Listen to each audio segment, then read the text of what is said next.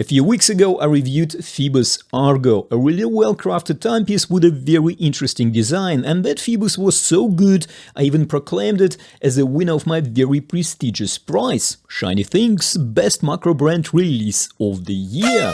However, as of a few weeks ago that skin diver might find it a bit harder to hold on to that crown, and that is because Phoibos released another version of this watch, and while still retaining those futuristic design lines, this new version received a couple of interesting and very important upgrades. One is kind of obvious, this watch is not made out of stainless steel, and the second upgrade is a bit more subtle but very important nevertheless. So the second upgrade, as you might have guessed, is on the inside. Yes, this new Argo received a new and I would say better movement. However, the ultimate question is of course, how good is this new watch? Well, we have it here.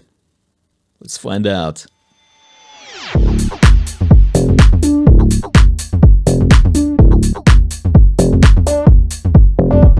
Hello and welcome back. So we have a few things to unpack here, but before we do, a very important piece of information. This is a very recent release from Phoibos, so recent in fact that at the time of posting this video, Phoibos is still running an early bird introduction sale until the 7th of April, and they even shared a very substantial $100 or 100 euros based on your local currency discount code, which I will include in the description of this video. So definitely a great deal to take advantage of. Also, for full transparency, Phoibos did send me the skin diver for review and they don't want it back, and in return though they did ask to share a full review of this watch and of course to share the details of that current sale which ends on the 7th of April, which I actually did just now, so I'm kind of halfway done here. Seriously though, do check this model out because as far as I'm aware, some colorways are already out of stock.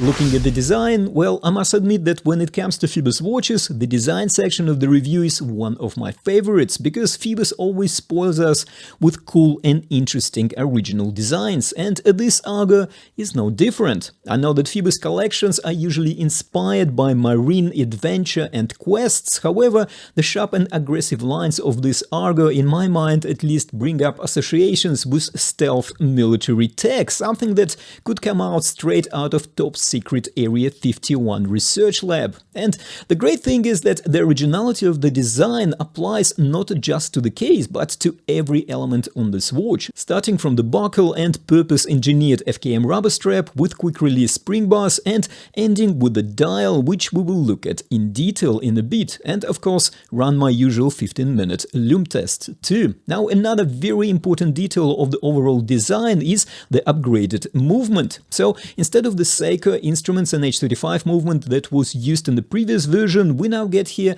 a more refined Miyota 1915 caliber, and we will also cover it in detail in a moment, including a time grapher test.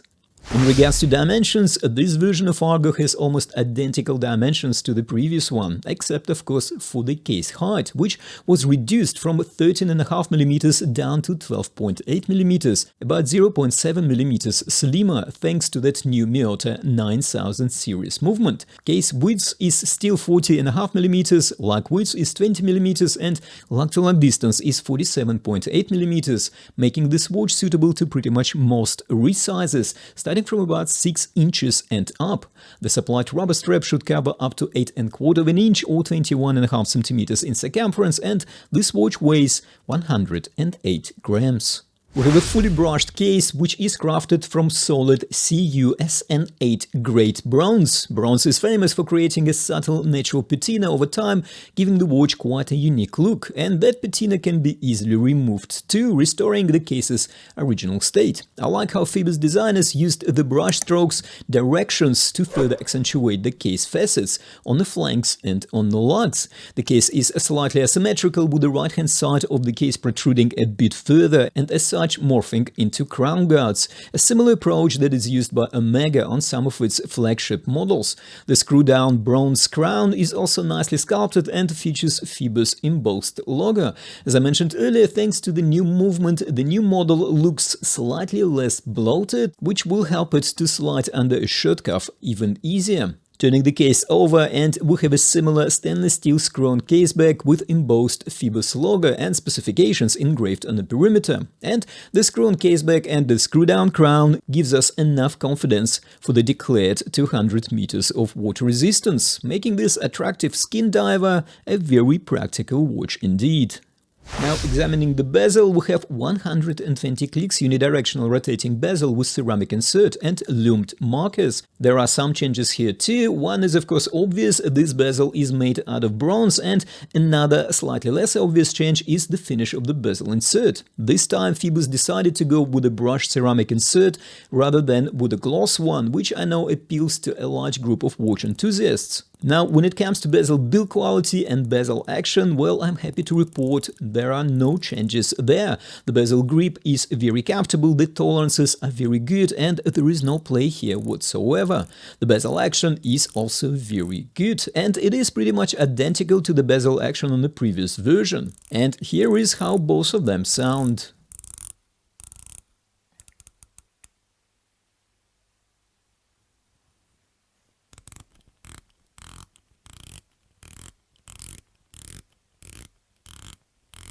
In terms of crystal, no corners cut here either. We have double dome sapphire crystal. Phoibos applied 3 layers of anti-reflective coating on the inside to ensure good dial visibility. And as we can see, it deals with reflections really well under the studio lights and even in direct sunlight.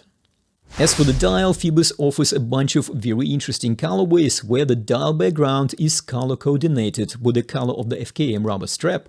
We also get gilded frames on the applied hour markers and the date window frame to match the bronze color of the case. And the metal facets on the sword style hands are also gilded, and I think this style of hands works with this watch really well. And now, running my usual 15-minute lume test, there are no cutting corners in the lume department either. The bezel markers do lose the intensity a bit sooner than the dial elements. However, it is not exactly the case of lume being weak on the bezel, but rather the lume being really strong on the hour markers and hands. And as we already discussed, the second big upgrade here is the movement. Miyota 1915 caliber beats at a higher rate of 28,800 vibrations per hour. It is also better finished compared to Seikos NH35, and Miyota movement also comes with a better accuracy tolerances of -10 to +30 seconds per day. And as we can see on the time grapher, this one is performing well within specified parameters. Okay, all these benefits do come at an extra price, and on average this movement is about 2 to 2.5 times more expensive than Seikos. And while it may sound significant, we are not talking about great sums of money here. That is, say, $30 to $40 for Seikos NH35 versus $70 to $90 for Miyota 1915, which means we can still replace this whole Miyota movement on a budget in case we need to. As for the strap, the FKM rubber strap feels soft and pliable and is very comfortable on the wrist. And the strap also features quick-release spring bars, which are of course very practical. As for the hardware, we have a well-sculpted buckle in a similar style as the case, and the buckle is also made out of bronze, also to match the case of this watch. The watch wears really nicely, slightly lower case profile and comfortable FKM rubber strap helps with the comfy wrist fit. And here is some more footage of this watch on my about 7-inch wrist. So what's my verdict? Well, as a bronze watch with a very attractive original design and powered by Miyota 9000 series caliber, this diver presents a very tempting proposition. Do I have any mons and niggles? Well, as a matter of fact, I do. And it is not about the design or build quality, I just wish Phoibos prices were a bit closer to AliExpress levels. However, having said that, I came across a number of macro brands recently that deliver much less attractive designs with similar movements for double and even triple the price, so I might be wrong in my assessment. Still, my advice is to take a full advantage of that $100 discount code, which is in the description. What are your thoughts? Well, do let us know in the comments. Now, there are more affordable and not less interesting other Phoibos watches that are reviewed in the past, and I will link them on the screen somewhere around here. Don't forget to like and of course subscribe if you haven't already done so. Thank you for watching, take care, and I will see you in the next video.